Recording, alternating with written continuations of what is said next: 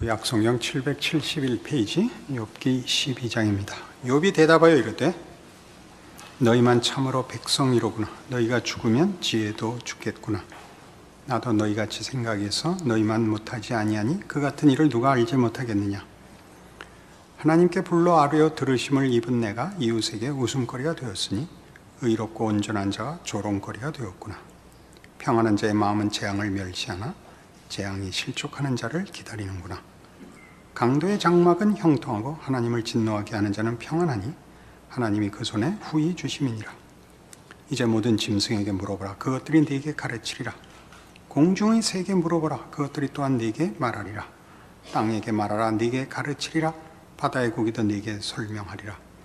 이것들 중에 어느 것이 여호와의 손이 이를 행하신 줄을 알지 못하랴. 모든 생물의 생명과 모든 사람의 육신의 목숨이 다 그의 손에 있느니라. 입이 음식의 맛을 구별함 같이 귀가 말을 분간하지 아니하느냐. 늙은 자에게는 지혜가 있고 장수하는 자에게는 명철이 있느니라. 지혜와 권능이 하나님께 있고 계략과 명철도 그에게 속하였나니 그가 허르신즉 다시 세울 수 없고 사람을 가두신즉 놓아주지 못하느니라. 그가 물을 막으신즉 곧 마르고 물을 보내신즉 곧 땅을 뒤집나니 능력과 지혜가 그에게 있고 속은 자와 속이는 자가 다 그에게 속하였으므로 모사를 벌거벗겨 끌어가시며 재판장을 어리석은 자가 되게 하시며 왕들이 맨 것을 풀어 그들의 허리를 동이시며 제사장들을 벌거벗겨 끌어가시고 권력이 있는 자를 넘어뜨리시며 충성된 사람들의 말을 물리치시며 늙은 자들의 판단을 빼앗으시며 귀인들에게 멸시를 쏟으시며 강한 자의 띠를 푸시며 어두운 가운데서 은밀한 것을 드러내시며 죽음의 그늘을 광명한 대로 나오게 하시며 민족들을 커지게도 하시고 다시 멸하기도 하시며 민족들을 널리 퍼지게도 하시고 다시 끌려가기도 하시며 만민의 우두머리들의 총명을 빼앗으시고 그들을 길없는 거친 들에서 방황하게 하시며 빛없이 캄캄한 데를 더듬게 하시며 취한 사람같이 비틀거리게 하시느니라. 욥기 12장과 13장, 14장에 걸쳐서 3장에 걸쳐서 이제 첫 번째 친구들과의 대화가 끝납니다. 욥의 친구들의 그 꾸중과 권면에 대한 반론이죠. 전체적으로 분노하고 있는 중입니다. 그 분노의 중요한 내용은 너희는 알고 나는 몰라서 이러는 것 아니다 입니다. 나도 안다. 너희가 하는 말 나도 안다. 나도 그 말 했었다. 그게 뭐죠? 착하게 살면 복 받고 죄를 지면 벌 받는다. 그리고 하나님께 불평하는 건 옳지 않다. 하나님이 그렇게 하실 때는 그만한 이유가 있다. 나도 안다. 그겁니다. 나도 안다. 처음에 이렇게 나오죠. 너희만 참으로 백성이로구나. 너희가 죽으면 지혜도 죽겠구나. 너희만 다 알고 우리는 다 모른단 말이냐? 안다. 아는데 그것으로 답이 안 되는 길로 내가 붙들려 가고 있다. 그겁니다. 우리 많이 쓰는 건데, 우리 예수 믿는 사람들이 조심해야 될 표현 중에 하나죠. 왜 그걸 몰라? 참 이상해. 그거는 상대방이 모르는 게 아니라 내가 모르는 겁니다. 하나님 하시는 일을 다 알 수가 없습니다. 그것이 특별히 세 번째 사람, 친구 소발이 나와서 한 거죠. 하나님 하시는 일은 측량할 수 없다. 네가 다 이해할 수 없다. 그러나 하나님이 하신 것이니까 너 순종해라. 안다. 내가 반발하는 게 아니라 왜 그러시는지 알려달라고 그러는 중이다. 이겁니다. 이게 이제 중요한 욥의 반론입니다. 그 욥의 가치고 조금 이따 확인해 보겠습니다만은, 그래서 지금 4절 보시면 하나님께 불러 아뢰어 들으심을 입은 내가, 기도하면 늘 응답받던 내가 이웃에게 웃음거리가 되었으니 의롭고 온전한 자가 조롱거리가 되었구나. 그겁니다. 평안한 자의 마음은 재앙을 멸시하나. 이게 뭐냐면 형통할 때는, 그리고 뭐 잘못한 거 없을 때는 그거 왜 벌받아? 그거 왜 불행해? 그렇게 생각했었는데 재앙이 언제 올지 모르더라. 난 멀쩡한데 이런 곤란한 자리에 왔는데 평안한 사람들은 왜 그런지 모르더라. 내가 어려움을 당해보니까 답이 없더라. 이게 이제 친구들의 꾸중과 욥의 반론에 서 있는 자리의 다름입니다. 그러니까 예수 잘 믿고 형통한 사람들이 늘 쓰는 말이거든요. 기도하면 돼. 기도했다니까요. 근데 답이 안 온다니까요. 답이 안 온 게 아니라 내가 기대하는 답을 안 주시더라니까요. 네가 뭔가 잘못했기 때문에 그랬겠죠. 하나님이 틀렸을 리야 없죠. 그러나 이제 욥의 경험, 우리 모든 성도들의 경험이기도 합니다. 거기에서 우리가 알고 있다고 생각하는 하나님이 우리의 이해보다 크다라는 대로 이제 인도함을 받는 게 욥기지요. 그리하여 다만 성공, 다만 평안이 기독교의 내용의 가치가 아니다. 고난과 의심과 막막함 속에도 커다란 내용이 숨겨져 있더라. 그게 이제 욥기입니다. 좀 더 내려가 보죠. 강도의 장막은 형통하고 6절입니다. 하나님을 진노하게 하는 자는 평안하니 하나님이 그의 손에 후히 주심이니라. 이것도 모르겠더라. 잘못하면 늘 벌을 받는 거 아니더라. 꽤 많은 사람이 이기더라. 여러분, 자식들이 마음의 대답 한번 해보세요. 곰이 되는 게 나요? 여우가 되는 게 나요? 늘 우리 쓰는 표현 아니에요. 곰이 나요? 여우가 나요? 에? 여우가 낫죠. 이게 무슨 뜻이에요? 이거예요, 이거. 강도의 장막은 형통하고 하나님을 진노하게 하는 자는 평안하니. 그러니까 신앙이 좋아야 되는 게 아니라 재주를 부려야 복을 받더라. 근데 그것도 어쨌든 하나님이 허락해야 일어나는 일 아니더냐? 곰보다 여우가 낫지 않으냐? 그럼 여우가 힘이 세서 나냐? 어디 붙어야 되는지, 어떻게 해야 되는지, 재주가 곰보다 훨씬 낫지 않냐? 우리 자식들 욕할 때, 넌 왜 여우냐? 그렇게는 욕 안 하고, 넌 왜 곰이냐? 이렇게 욕은 하지 않습니까? 그러니까 하나님이 친구들이 추궁하는 대로 답을 하자면 하나님이 늘 옳은 자에게 축복하셔야 되는데 현실이 그렇지 않지 않냐? 하나님이 어쨌든 여우들에게 잠시일진 모르지만 잘못된 것일지 모르지만 하여튼 형통함과 평안을 주시지 않더냐? 이제 그렇게 나가는 겁니다. 조금 더 우리의 하나님에 대한 이해와 우리의 신앙의 이해에 대하여 더 넓혀야지. 너희들이 하는 너희들이 이 세 친구들이 하는 틀로는 어쨌든 우리가 하나님을 다 이해할 수 없는 것 사실 아니냐, 그 얘기입니다.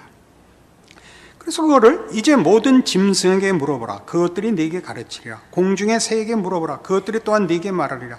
땅에게 말하라. 네게 가르치리라. 바다의 고기도 네게 설명하리라. 이게 전부 무슨 얘기냐? 그건 산지사방에 널려 있는 증거들이다. 봐라. 누가 이기는가 봐라. 정직한 자가 이기지 않고 간교한 자가 이기지 않냐? 자연세계가 그렇지 않냐? 자연세계의 주인이 누구더냐? 정직한 자가 아니고 간교한 자들 아니더냐? 온 세상에 그 증거가 널려 있지 않더냐? 이 얘기입니다. 그런데 9절 보듯이 이것들 중에 어느 것이 여호와의 손이 이를 행하신 줄을 알지 못하랴. 하나님의 통치와 허락 아래서 일어나는 일 아니냐? 그것이 어찌 하나님이 여러분 보시면 그 세렝게티 공원에서 그 사자들이 떼로 몰려와서 그 누떼를 공격하기도 하고 그 톰슨 가재를 공격하기도 하고 그 막 나서 비틀거리는 새끼들을 덮치지 않습니까? 분명히 사자가 나쁜 놈이죠. 그러나 하나님이 그렇게 살게 하셨잖아요. 그 가뭄 때문에 먹을 풀을 찾아 큰 이동을 하지 않습니까? 그 몇십만 마리의 누떼와 그 얼룩말떼가 그 강을 건너는데 악어들이 기다리고 있다가 덮치지 않습니까? 누굴 덮치죠? 약한 것을 덮치지 않습니까? 약한 것을. 하나님의 허락 없이 세상에 일어날 수 있는 일은 없는데, 실제로 자연 현상을 보면 어디 정직하고 순진한 것이 보상을 받더냐? 땅에게 물어보라, 바다에게 물어보라. 이게 그 얘기입니다. 11절, 입이 음식의 맛을 구별함 같이 귀가 말을 분간하지 아니하느냐. 맛을 보면 알듯이 들으면 알고 보면 왜 모르겠느냐. 산지사방에 깔려있는 증거들 아니냐. 왜 어거지로 하나님은 늘 옳게 일하면 상 주고 틀리면 벌 준다, 이렇게 간단하게 답을 내릴 수 있단 말이냐. 이제 자꾸 그 틀을 허뭅니다. 12절, 늙은 자에게는 지혜가 있고 장수하는 자에게는 명철이 있느니라. 여기 왜 갑자기 이 12절이 튀어나오느냐 하면, 오래 살면 그래서 입 바른 소리 못한단다, 그 얘기입니다. 알아들으셨죠? 오래 살아봐라, 뭐가 뭔지 모르게 된다, 뭐가 잘된 건지 모르겠다. 저희 때는 한참 잘 살아보세 시대였습니다. 그래서 우리 자식들을 배굴지 않고 그리고 좋은 교육을 시키면 행복해질 줄 알았습니다. 행복하지 않다는 건 잘 아시죠? 애들 우리 땐 꿈도 꾸지 못했던 것 다 해줬는데 아무도 감사하지 않습니다. 우리 때 우리가 우리 부모에게 했던 것과 똑같은 분노와 원망을 합니다.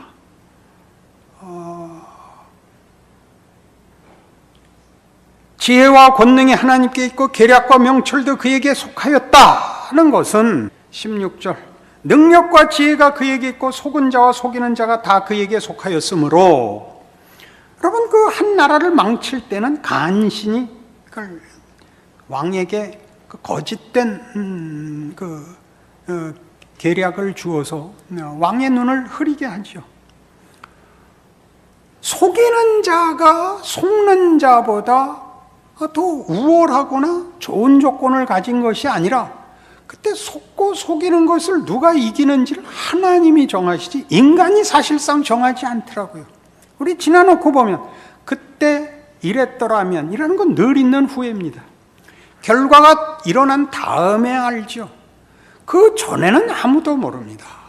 기도해도 모릅니다. 그 응답은 안 주십니다.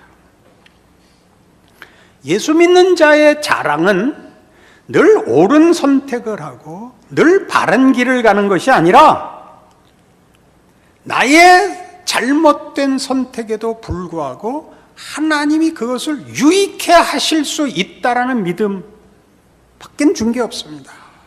늘 옳은 선택, 늘 바른 길을 가는 것은 장담하지 못합니다. 약간 어려운 길에 들어섰습니다. 우리가 믿는 건 그겁니다. 하나님이 답을 주시지 않는 선택의 기로에서 어느 길을 선택하느냐는 사실 애매한 겁니다. 기도한 것으로 하나님께 책임을 떠넘길 수 없습니다.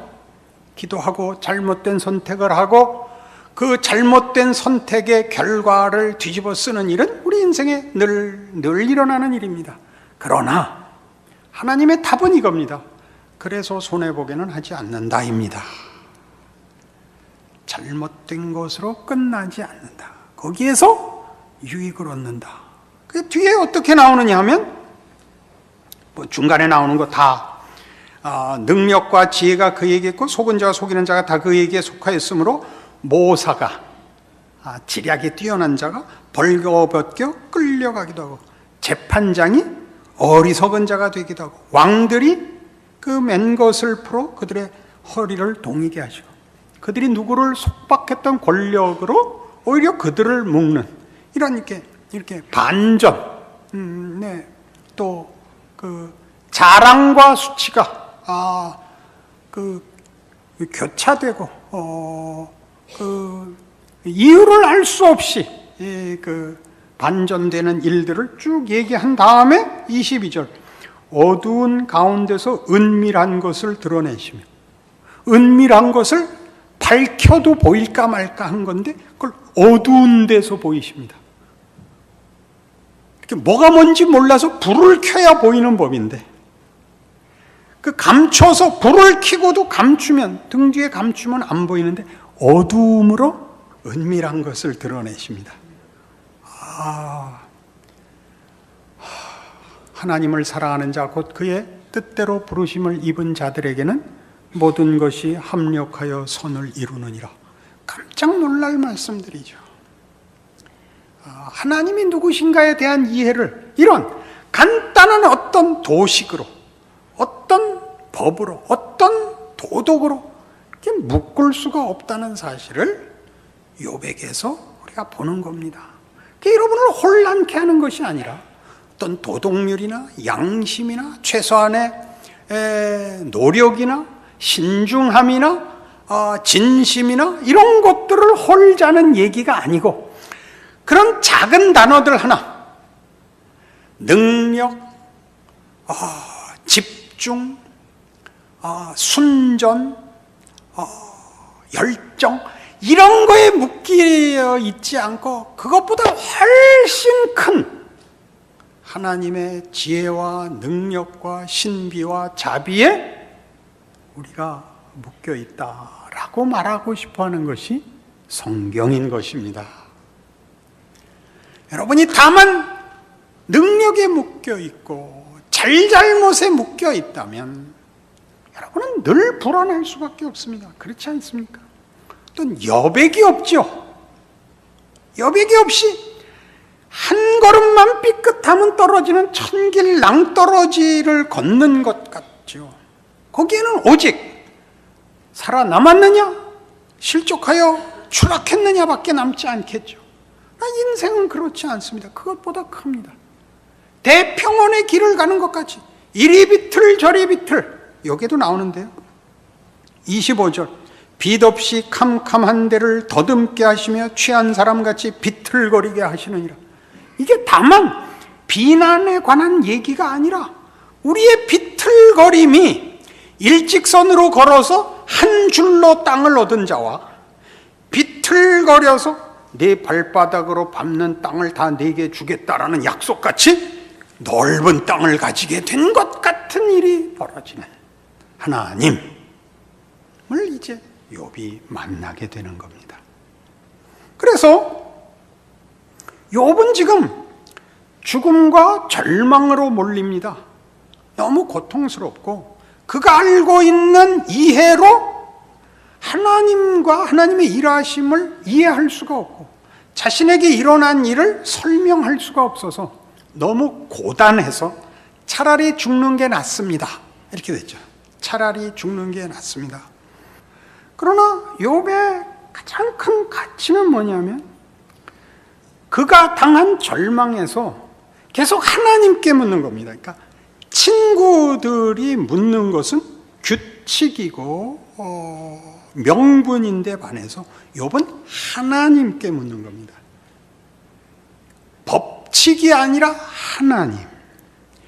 양심이나 옳음이나 아까 얘기한 어떤 개념과 가치들을 하나님 대신 섬기지 않고 그 주인이 하나님이라는 걸 알고 있는 겁니다. 그래서 자기가 당한 모든 일에 대하여 하나님을 찾는 겁니다. 여기에 욥기에 가치가 있습니다. 그 성도들의 신앙도 욥의 신앙에서 배워야 할 것은 하나님과 사이의 인격적 관계라는 것, 믿음이죠. 믿음이란 법칙을 믿는 것이 아니고 인격과 인격과의 관계에 관한 것입니다. 기독교가 그 기독교 신앙의 가장 중요한 본질을 두 단어로 설명하고 있죠. 믿음과 사랑입니다. 그래서 대등한 인격적 관계를 요구하시는 하나님과 그 사랑의 대상, 관계의 대상인 성도를 표현하고 있는 것입니다. 그러나 우리는 법칙으로 가죠. 잘잘못으로 가죠. 잘잘못이 틀렸다는 얘기가 아니라 그것보다 크다는 얘기를 절대 놓치지 말자고요. 그래서 이 문제에 이제 사탄이 어떤 역할을 했느냐 이제 보게 됩니다. 사탄은 1장과 2장에 나오고 끝입니다. 왜? 사탄은 오직 부정과 거부 외에 아무것도 하지 못합니다. 부정과 거부. 그게 무슨 뜻이냐 하면 자신에게 일어난 어떤 불만과 어떤 갈등을 자신의 성찰과 변화로 가져가지 못하는 자입니다. 바람이 분다고 합시다. 바람이 불면 무슨 일이 생기죠?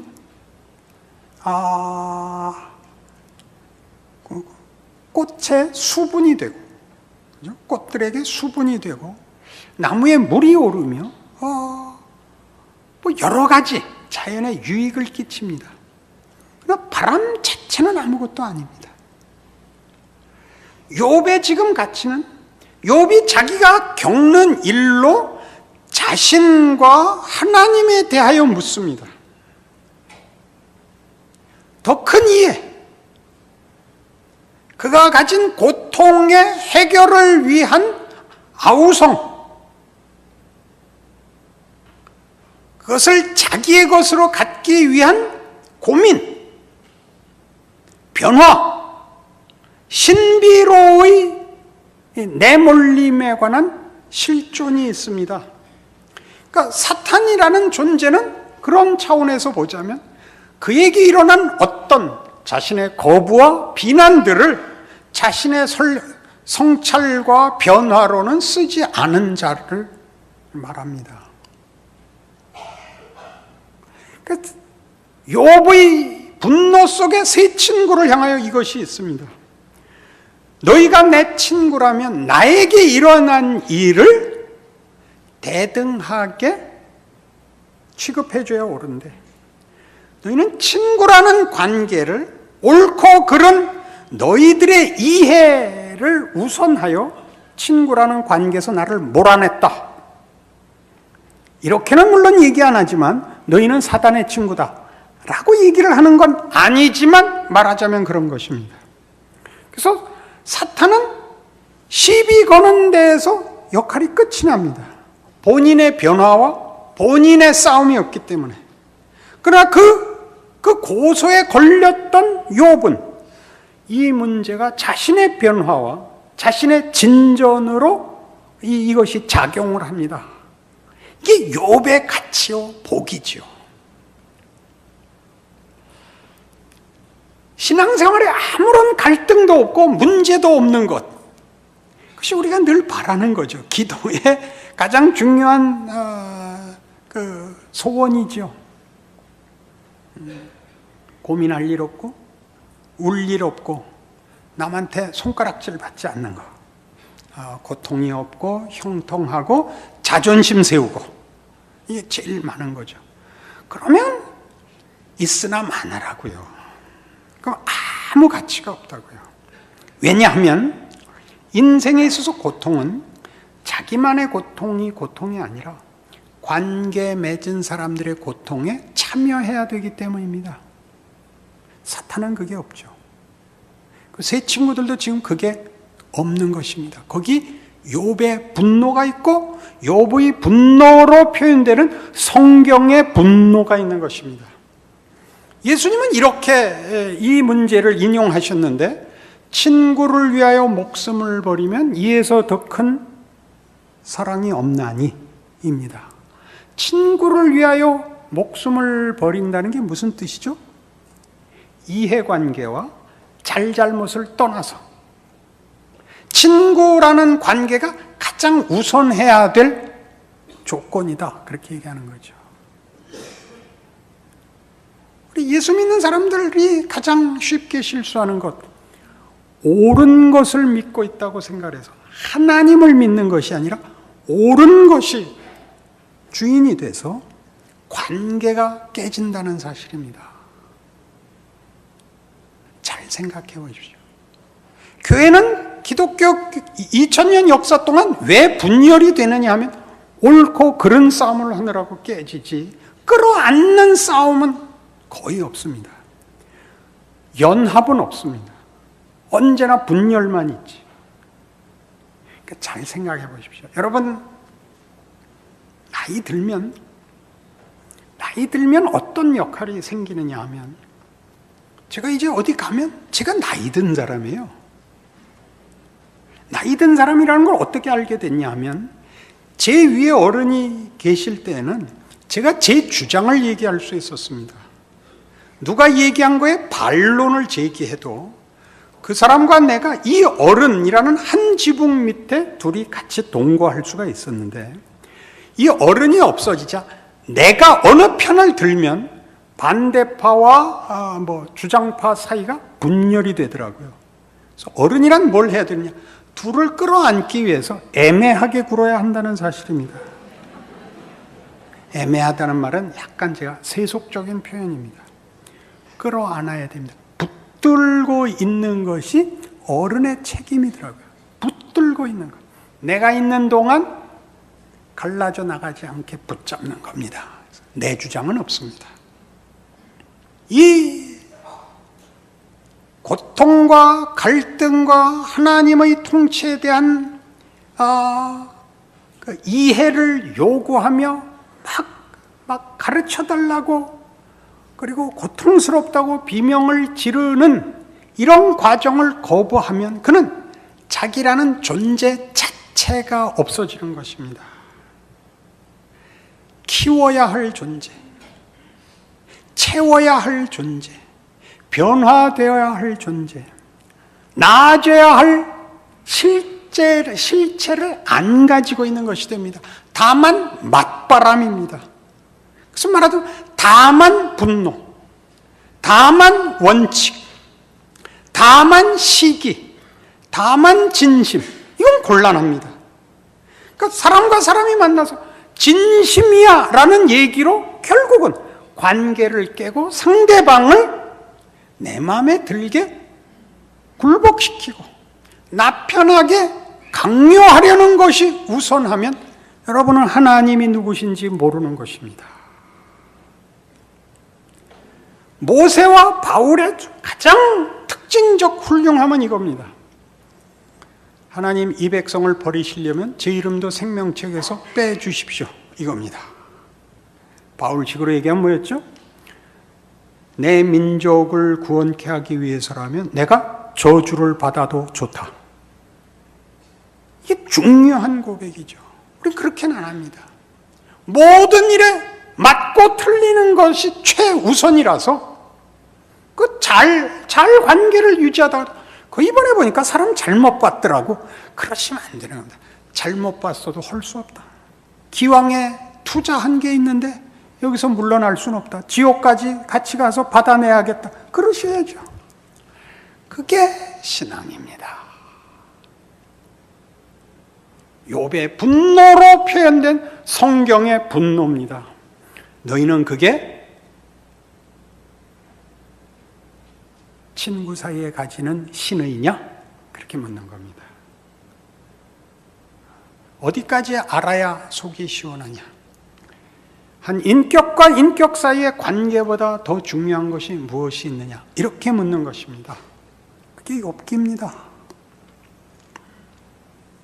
최소한의 덕목이 없으면 관계라는 건 유지할 수가 없습니다. 그때마다 이해관계가 다르고 주장이 다르고 선호가 다른데 늘 붙었다 떨어졌다를 반복해야 되는데 그건 못할 짓입니다. 그건 인격이 가지는 최소한의 존재 조건이 허물어지는 것입니다. 이것이 세 친구가 나중에 욥에 의해서 중보 기도를 받아야 되는 이유가 되는 것입니다. 그러니까 세 친구 하지 마시고 욥을 하십시오. 여러분 마음에 하나님을 믿는 하나님이 늘 두려운 하나님인 이유는 잘잘못의 주인이시기 때문입니다. 하나님 앞에 쓸모 있느냐 쓸모 없느냐 이렇게 따지지 말고 하나님은 내 아버지시다 그렇게 우기셔야죠. 우기라는 말은 세속적인 표현인데 믿음은 그런 것입니다. 믿음은 잘잘못에 관한 것도 유능한 문제도 명석한 이해도 아닙니다. 떼쓰는 겁니다. 하나님은 우리 아버지다. 날 가위바위보 할 때 썼던 거. 니 가진 게 뭐냐? 덤빌래면 덤벼다. 하나님의 딸이다. 그거 어디 갔어요? 하나님의 딸들 다 어디 가서 뭐 하는 거예요 지금? 성경이 그렇게 말하고 있는데 우리 멋대가리 없는 신자들이 돼서 살도 없고 피도 없고 의로도 없고 옳은 말만 짓거리는 게 됐어요. 여기까지 더 가지 말고. 그래서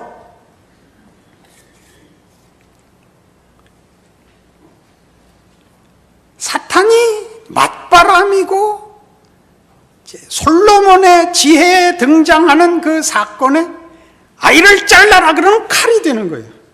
근데 그 칼을 누가 잡느냐거든요. 누가 잡고 있어요 지금? 솔로몬의 재판에서는 솔로몬이 잡고 있는 거죠.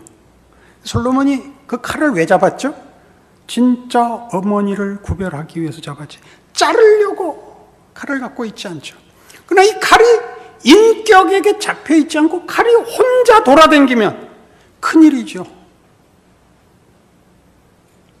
큰일이죠. 칼이 예리할수록 큰일이죠. 안 그렇습니까? 칼이 길수록 큰일이고 예리할수록 큰일이죠. 아무거나 벨 테니까 누구 손에 있느냐죠. 그러니까 하나님이 우리가 불평하는 고난과 의심과 불안과 막막함의 주인이시라면 우리에게 준 것을 하나님이 붙잡고 있는 그것이라면 겁날 게 없다 이거죠. 그리고 사람과 사람 사이에 우리가 어떤 걸 갖다 대든 제일 많이 쓰는 신앙을 갖다 대든 헌신을 갖다 대든 진심을 갖다 대든 그것이 인격이 자신을 표현하는 수단이어야지 그 수단이 주인이고 인격은 없어져 버리면 난무하는 칼이 된다 이거예요. 칼춤에 춤을 추는 사람은 없고 휘둘려지는 칼만 있게 된다면 그러면 그 춤 앉아서 못 보죠. 도망가야지. 어떻게 될지 모르는데 그런 얘기들을 하는 겁니다. 그래서 우리가 욥은 끊임없이 하나님께로 관심을 집중하고 메어 달립니다. 인격적 관계가 최우선이며 모든 것이라고 알고 있는 것이고 세 친구는 끊임없이 자신들의 이해의 틀 속에 욥을 가두려고 합니다. 왜요? 본인들이 불편해서. 욥을 편드는 것이 아니라 본인들이 불편해서. 교회에서 신앙생활을 하는데 제일 중요한 게 뭔데요? 내 마음에 안 들고 이해할 수 없는 사람 기다리는 거예요. 그게 제일 힘들죠. 하나님께 맡겨야 되거든요. 우리가 할 수 있는 건 기다리는 거예요. 하나님이 기적을 이루신다는 걸 믿고 기다리는 거죠. 그렇게 못하죠. 그래서 하나님이 하시면 우리가 믿을만 하다라는 것이 성경에서는 가장 대표적으로 주장되는 하나님에 대한 설명입니다. 왜 그러신가? 어떻게 하시는가는 사실 2차, 3차적인 표현이고 가장 1차적인 표현은 하나님은 의로우시다. 하나님은 선하시다. 이게 성경이 주장하는 하나님입니다. 그러니까 인격에 대한 믿을 만한 속성을 먼저 밝혀서 하나님이 쓰시는 방법과 경우가 하나님을 대신하지 못하도록 못을 박고 있습니다. 이 못이 잘 안 박히는 것이 신자들의 신앙 현실입니다. 방법, 환경, 조건, 경험, 그 다음에 그 주인 없는 좋은 말들, 진심, 열심, 회개, 구원, 복음, 사랑, 이것들이 혼자 난무해서 인격들은 사라지고 무차별적인 그 강요가 됩니다. 그리고 정죄가 됩니다. 우리가 이해할 수 없는 것들이 얼마나 성경에 많으냐 하면 대표적으로 하나님이 아브라함에게 이삭을 바치라는 것입니다. 그건 뭘까요? 하나님은 누구를 시험하지 않는다는 거 아시죠? 하나님은 누구를 시험하지도 시험을 받지도 않으시는 분입니다. 그러면 진정 100살에 난 아들을 바치란 말입니까? 그건 아브라함의 고민이었죠. 이게 무슨 말씀인가? 이걸 정말 바쳐야 되는가? 하나님이 그런 분이란 말인가? 내가 제일 아끼는 걸 희생해야 답하는 분이란 말인가? 이 고민을 왜 안 했겠습니까? 그 각오를 하고 바쳤을지도 모르죠. 아니, 그거보단 나았을지도 모르죠. 그러나 어쨌든 아브라함은 바칠 작정이었습니다. 거기엔 이런 욥기를 읽어야만 이해되는 그 단서가 있습니다. 하나님이 아브라함에게 이삭을 바치라는 것은 하나님은 내 이해보다 크다를 도전하신 겁니다. 아브라함으로 하여금 내가 알고 있는 틀을 죽음을 넘어서 와라 라고 요구하셔서 아브라함은 그 시험이라 그러지 맙시다. 그 도전에 응한 것입니다.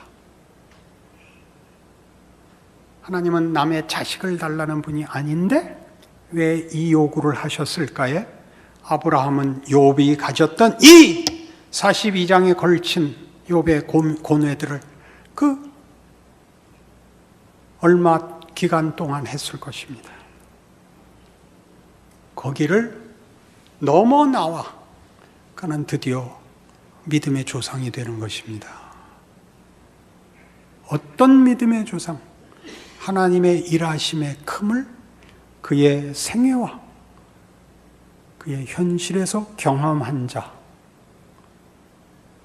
하나님의 하나님 되심을 확인한 자로서 모든 것을 내어 맡겨도 좋고 우리에게 일어나는 어떤 일도 결국 합력하여 선을 이루는 하나님의 위대함과 신비에 자신을 드린 자로 그렇게 우리 앞에 세워지는 것입니다. 우리는 다 아브라함이 받은 축복을 잇는 사람들입니다. 우리는 복의 근원이 됩니다. 그 복의 근원은 잘해서 받은 보상이 아니고 능력으로 쟁취한 몫이 아니고 하나님이 누구신가로 증언하고 그리고 사용되는 자리입니다. 거기에 아브라함과 욥이 나란히 서는 성경의 증언을 우리가 우리의 것으로 가질 수 있게 되는 대목입니다. 그 믿음을, 그 신앙을, 그 인생을 사시는 여러분 되시기를 바랍니다. 기도하십시다. 하나님 아버지 은혜를 감사합니다. 하나님의 크심을, 위대하심을, 우리에게 일어나는 어떤 일도 하나님의 위대하심과 복주심과 승리케 하심을 증언하며 채우며 담아내는 것이라는 것을 확인합니다. 우리의 불평과 원망을 접고 하나님 앞에 우리를 내어놓고 하나님의 일하심을 기다리며 믿음을 지키는, 그리하여 신자의 삶을 살아갈 용기와 힘을, 자랑을, 기쁨을 다시 얻게 하여 주시옵소서. 우리를 지켜보는 자들로 우리가 하나님의 자녀인 줄 알게 하옵소서. 예수님 이름으로 기도합니다.